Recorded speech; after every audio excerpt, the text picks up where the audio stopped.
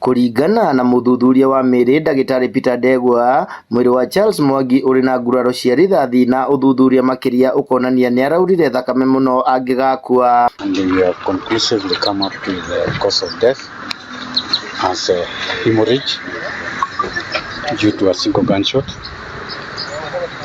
which affected the chest organs, the lungs, and there is a lot of bleeding, almost 2 liters of blood.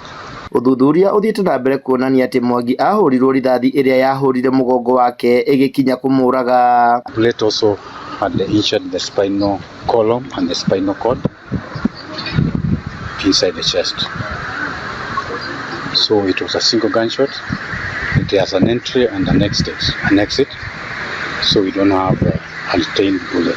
Andu a family yake no marathi na mbere no guthingata thirikari ikinyanirie kihoto giake. Nimeridhika na hiyo matokeo. Sasa naomba haki ya Charles itendeke, kwa maana hakuwa anaiba kitu, alikuwa tu anaenda kazi yake. The government of the day is there to protect its citizens, but now when the citizens are being killed left, right and center, it's failing on its mandate. Kungina kuo andu 31 ni marekereirio kuma njera ya Nanyuki thutha wao kurihirwo faini ni andu a wendi mwega. Za vijana sisi tumetoka nje na cash bill, tumewakilishwa na Tatuko peke yetu.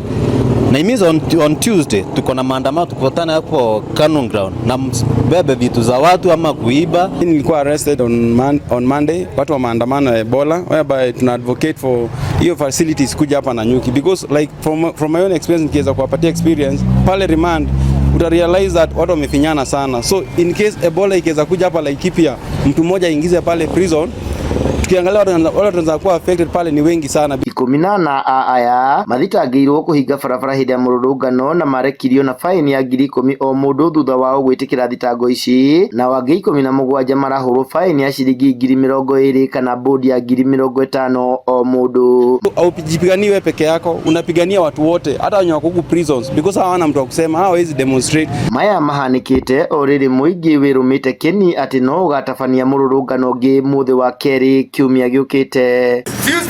Tuesday. Githui wa Wairimũ, Laikipia.